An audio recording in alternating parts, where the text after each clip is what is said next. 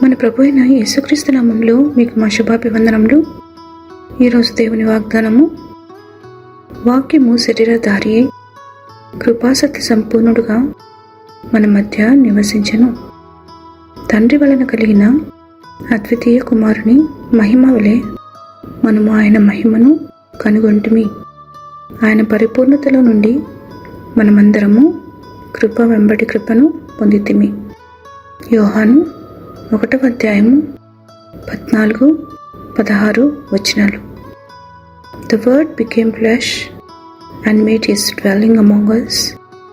We have seen his glory, the glory of the one and only Son, who came from the Father, full of grace and truth.